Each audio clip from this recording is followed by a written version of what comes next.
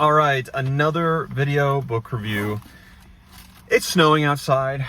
Thought I'd stop during my grocery buying time of Sunday on the 5th of January, 2025 to do a little video book review of Larry Correia's Son of the Black Sword. I just finished this book earlier this afternoon, and yeah, finished in a couple days.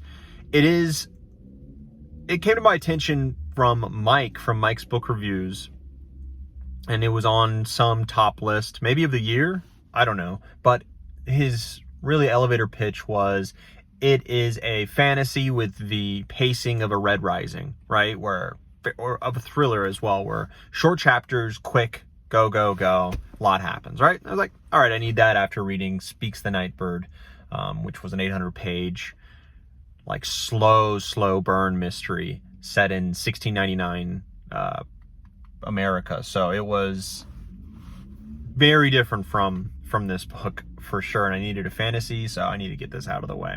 Anyways, I finished it in a few days, and it was different than I expected. When you read Son of the Black Sword, and I saw that kind of goofy, cartoony cover, it was with the young guy with the sword and all that, and I was like, okay, this is gonna be kind of like The Wolf, where it's the son of a legend trying to prove himself, maybe, and then you've got action and adventure in there. I was like, okay, whatever, let's figure out who his plucky friend is, who can shoot a bow and arrow really well. Let's find out who the magic wielder is, you know, the old wizened teacher. That doesn't happen in this book, like, at all, which is nice. It breaks that mold. I'm not like I wasn't thrown into salty water there with the Ryan Cahill's Bound and the Broken, whatever the first book is, where you're just like, oh, okay, trope, done. I'm over it. You know, this was different. It was a 20-year veteran, at least, of many demon battles and fights and skirmishes. He's like a Jedi, basically, with a big sword that really can cut through anything, and he's there to keep the peace of the kingdoms of man, and then also slay the demons who come from the deeps of the ocean. So that's cool, and it was very quick and dirty chapters, all under 10-minute mark, and yeah, it was really solid in that way. And I was really heartened by the first couple chapters where it's him fighting demons, and I thought I was in like the viewpoint in the beginning, because you're in his viewpoint as he's fighting demons. You're like, okay, this is who, like, we're figuring out why this guy holding a black sword is a badass. The next couple we're gonna end this cool prologue or first couple chapters, and we're gonna get to this young kid who has to live up to this guy. That doesn't happen. We're following this guy the whole time, and it's great. There is no son, but it was interesting. It was kind of like a Spartan program where, initiates come in, a lot are weeded out, and then you have the top, who are superhumans. These guys have increased stamina, increased health, really regeneration. They are incredible fighters, that kind of stuff. And then they're, called protectors, keeping the peace of the people and also fighting demons. And I wanted more demon fights. I wanted there to be straight up demons coming out of the water, just like in the beginning, and him fighting them. And that's not what I got. It was more like, after the first couple chapters, now we have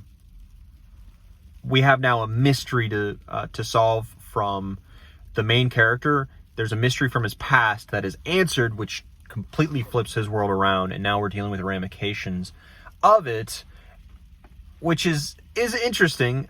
Right, it's very interesting, but not as interesting to me as demon fights, I guess. It was very short and quick-paced, leading me to not get too attached to any of the characters, because there were more point of views than him. There's a soldier who's been, let's say, disgraced multiple times, but he's there trying to earn that back, basically. There is a librarian, very high-ranking archivist. There is the villain, which is a head inquisitor.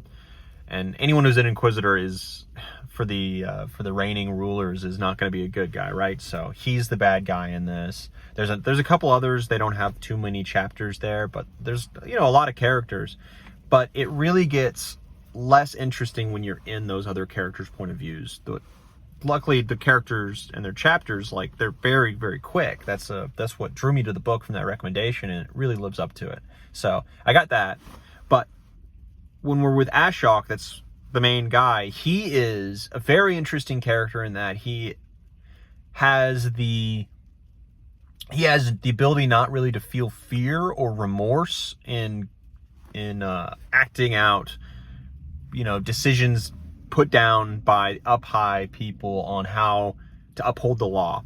And the law is how the society functions, how everyone acts basically, and lives under this rule of law in the lands. And that it sets up a caste system, and like those in the lowest caste, think of like Indian caste system. That's what it is definitely based off of. Even with the Untouchables is a name for that lowest Indian caste as well in this book. Those who deal with blood and grime and any kind of fecal matter, you know, that kind of stuff. Those are deemed Untouchables, that caste, and you have no kind of mobility to get out of your caste. You're kind of set. And those who are Untouchables can be brutalized and murdered by anyone who's a caste above them, or, you know, just of the same caste, but, you know, an overseer or something. So there's a brutal class structure here for sure.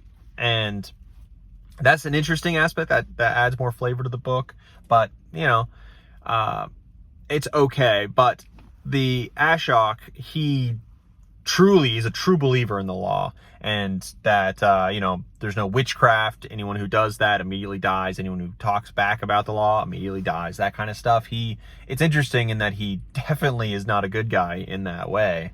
So it's almost, the story is a redemption story in a lot of ways, kind of walking back from that. But as he started as like the juggernaut of the law, fighting demons, I wanted to stay there. I wanted to be there and see those moments that made him a legend. And I didn't really care as much about his, as bad as it sounds, I don't really care about his redemption that much. Because I didn't really care about the character. I don't have much time with him, or any of these characters, but specifically him. So when these moments happen where you get redeeming moments and him turning this around to be a better guy, you're like, okay, that's cool, just in the sense that, like, I know that to be good, but it's not as interesting to me as a reader because I've seen this before. But geez, that guy's sound system is not good enough for the music that he's playing. Anyways, I hope that wasn't picked up here. It's awful noise. But yeah, I didn't care too much, so the only feelings of, okay, that's good, is just me morally, like, automatically feeling, okay, cool, this is a good thing to happen. It wasn't really, this is great for the character, I really like how he made these turns, and I didn't really have that because it was too fast. But they did happen. I wish, I don't really like prequels very much because a lot of them, the stakes are a lot lowered. I'm not as interested. It's all like, okay, how many, you know, references to the original can we drop in this prequel? And it just feels like a cash grab a lot of ways when out of ideas.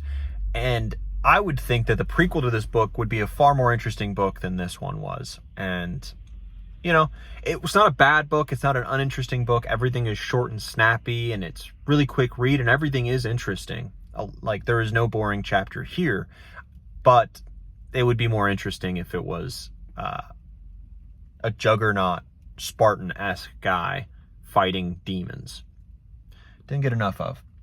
All right, so with all that said, I really, though, I do enjoy this book, and I would recommend it to anyone looking for a really quick, snappy fantasy read, as I've mentioned multiple times.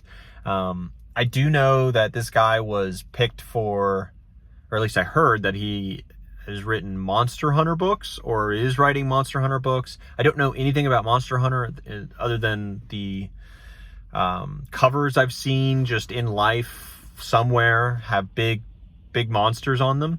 So that could be cool. You know, let's substitute demons out for big monsters and someone with big weapons fighting them and hunting them. That could be really cool, and I might read that book or those books, or at least try one of them, right? Maybe put that on my TBR. But Yeah, as for this one, really solid, snappy read. I would give it, honestly, like a 7.8. 7.8, 7.7. On a good day, I would give it, like, the best chapters are up in those, 8.5 range. And the weak chapters, I would say, are like 7.5. So maybe it's more like an 8. It's an 8. Definitely give it an 8 now, thinking about it. So that's the final score. Whew, final score, maybe it'll sit with me more, but that's not really the nature of this read. It's not something to stick with you. So I move on to the next book, which I'm reading now. I'm already like 10% through, and it's Rise of the Ranger by Philip C. Quantrell, I don't know, or how to say his name or whatever, even if that's right. But that's what I'm reading now. Definitely more typical, long, slow burn fantasy. So that will probably be the next review chronologically in life after this, but maybe not on the channel, because it just jumps around. All these reviews jump around in time. So, enjoy that, the different backgrounds, the different types of books. I think I've gotten a little bit more concise as I've reviewed books, but I can't be perfect. I am not perfect. My reviews do still go long and a little bit rambly, but no edits, no care, just put out the reviews, because I enjoy it, and I get, for myself, a lot more clarity of thought whenever I speak about books. And that's really why I started this anyways. And I now know more right now, than 11 and a half minutes ago about my feelings about this book, and that's what it's about. So pick up the book if you want something quick, but if you want something really meaningful and impactful, I wouldn't really go for this one. But yeah, 8.08. Yeah, 8 is the score. That's it. On to the next book. Happy New Year.